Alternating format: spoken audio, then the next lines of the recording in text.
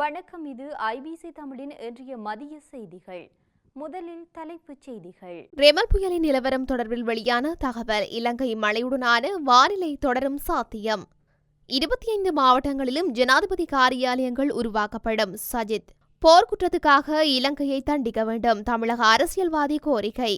தீர்மானம் இனி ரணிலின் கையில். பசில் ராஜபக்ச விளக்கம். சில சமூக ஊடகங்களுக்கு அமைச்சர் விடுத்துள்ள எச்சரிக்கை. ஐக்கிய மக்கள் சக்தியின் செயற்பாடுகள் குறித்து சரத் பொன்சேகா விமர்சனம். பொதுஜன பெரமுனவின் அமைச்சர்கள் இருவருக்கு இடையில் கைகலப்பு.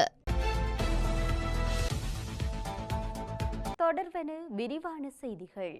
தென்மேற்கு பருவப்பேச்சு காரணமாக தற்போது நிலவும் மழை மற்றும் காற்றுடன் கூடிய வானிலை மேலும் தொடரும் என எதிர்பார்க்கப்படுவதாக வளிமண்டலவியல் திணைக்களம் தெரிவித்துள்ளது. இதன்படி மேல் சப்ரகமுவ, மத்திய, வடமேல் மற்றும் தென் மாகாணங்களில் இடைக்கிடையே மழை அல்லது இடியுடன் கூடிய மழை பெய்யக்கூடும் எனவும் எதிர்வு கூறப்பட்டுள்ளது.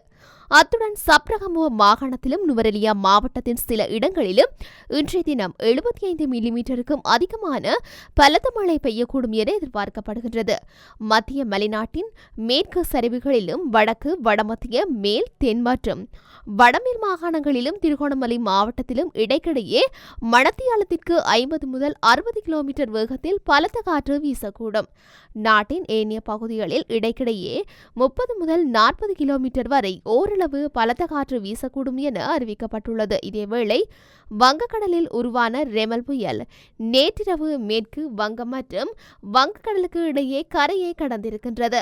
இந்த புயல் மேலும் வடக்கு மற்றும் வடகிழக்கு நோக்கி நகர்ந்து தீவிர புயலிலிருந்து புயலாக வலுவிழக்கக்கூடும் என இந்திய வானிலை மையம் தெரிவிக்கின்றது. தாம் ஜனாதிபதியாக நியமிக்கப்பட்டதும் 25 மாவட்டங்களிலும் ஜனாதிபதி காரியாலயங்கள் உருவாக்கப்படும் என ஐக்கிய மக்கள் சக்தியின் தலைவர் சஜித் பிரேமதாச தெரிவித்துள்ளார். பிரதான ஜனாதிபதி செயலகத்தின் உபகாரியாலயங்கள் மாவட்ட ரீதியில் நிறுவப்பட்டு மக்களுக்கு சேவை வழங்கப்படும் என அவர் உறுதியளித்துள்ளார்.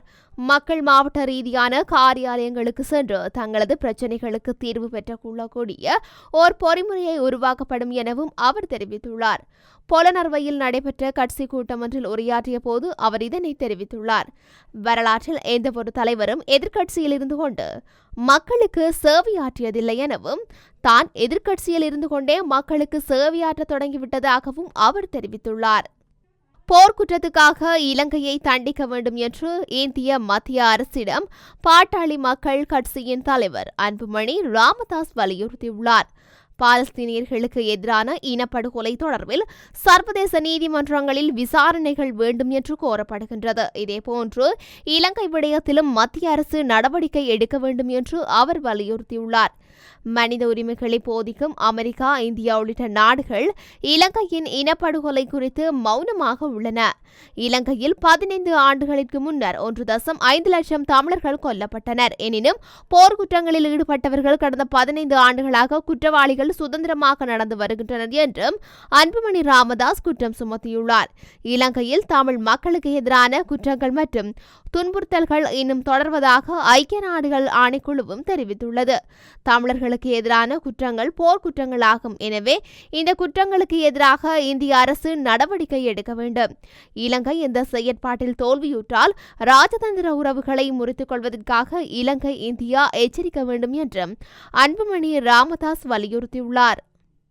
தற்போதைய அரசியல் கள சூழ்நிலையில் எவ்வாறு செயற்பட வேண்டும் என்பது குறித்து ஜனாதிபதி ரணில் விக்ரமசிங்கவிடம் தெரிவித்துக் கொண்டேன். அவரே இனி தீர்மானிக்க வேண்டும் என ஸ்ரீலங்கா பொதுஜன பெரமுனவின் கட்சியின் ஸ்தாபகரான பசில் ராஜபக்ச தெரிவித்துள்ளார். எதிர்வரும் ஜூன் 15ஆம் தேதிக்கு பிறகு நாடாளுமன்றம் கலைக்கப்பட உள்ளது எனவும் ஜனாதிபதி மற்றும் பசில் ராஜபக்சவுக்கு இடையில் இது தொடர்பில் இணக்கப்பாடு எட்டப்பட்டுள்ளது எனவும் ராஜபக்ச குடும்ப உறுப்பினர்களான உதயங்க வீரதுங்க விடுத்துள்ள அறிவிப்பு மொட்டு கட்சிகளுக்கிடையே சலசலப்பை ஏற்படுத்தியுள்ளது. இந்த நிலையில் மொட்டு கட்சியின் எம்பிக்கள் சிலர் பசில் ராஜபக்சவை சென்று சந்தித்து இது தொடர்பில் வினவிய போது எனக்கு அது பற்றி தெரியாது, சில வேளை ரணிலின் தகவலை உதயங்க வெளியிட்டிருக்கலாம். தற்போதைய சூழ்நிலையில் அரசியல் களத்தில் எவ்வாறு செயற்பட வேண்டும் என்பது பற்றி ரணிலுக்கு விளக்கிவிட்டேன். இனி முடிவெடுக்கும் அதிகாரம் அவரிடம் தான் உள்ளது என பசில் ராஜபக்ச பதிலளித்துள்ளார். இதேவேளை ஜனாதிபதி தேர்தலுக்கு முன்னதாக நாடாளுமன்ற தேர்தலை நடத்துமாறு ஜனாதிபதியிடம் பசில் ராஜபக்ச கோரிக்கை விடுத்துள்ளமை குறிப்பிடத்தக்கது. சில சமூக ஊடகங்கள் திட்டமிட்ட அடிப்படையில் சேறுபூசல்களில் ஈடுபட்டு வருவதாக விளையாட்டுத்துறை அமைச்சர் ஹரின் பெர்னாண்டோ தெரிவித்துள்ளார்.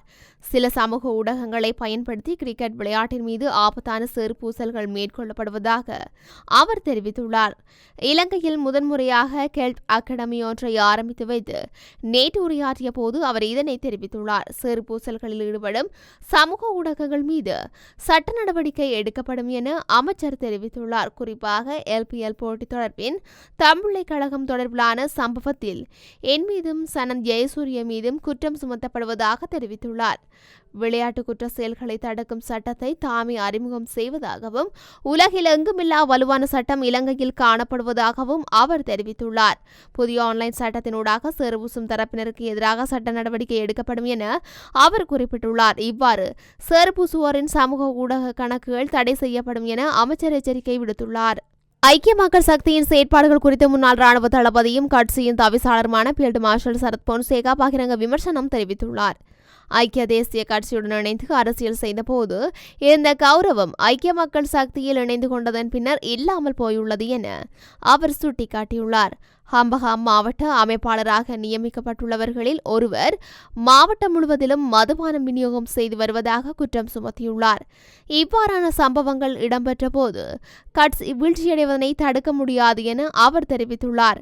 களனியில் நடைபெற்ற செய்தியாளர் சந்திப்பில் சரத் பொன்சேகா இந்த குற்றச்சாட்டை முன்வைத்துள்ளார். பொதுஜன பெரமுன கட்சியின் நாடாளுமன்ற உறுப்பினர்களுக்கான இரவு விருந்து பிரச்சாரம் ஒன்றின் போது ராஜாங்க அமைச்சர்களான பிரசன்ன ரணவீர மற்றும் லெஹான் ரபத் ஆகியோருக்கு இடையில் சிறு கைகலப்பு ஏற்பட்டதாக தெரிவிக்கப்பட்டுள்ளது. குறித்த சம்பவம் கடந்த திங்கட்கிழமை இடம்பெற்றுள்ளதாக கூறப்படுகின்றது.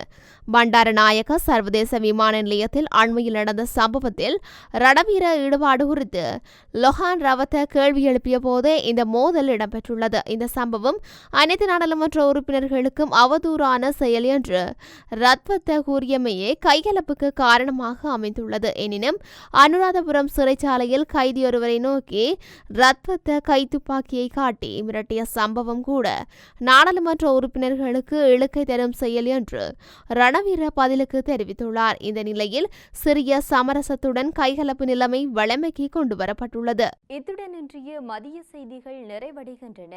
தொடர்ந்தும் செய்திகளை அறிந்து கொள்ள IBC தமிழ் நியூஸ் என்ற எமது யூடியூப் பக்கத்தினூடாக இணைந்திருங்கள். நன்றி.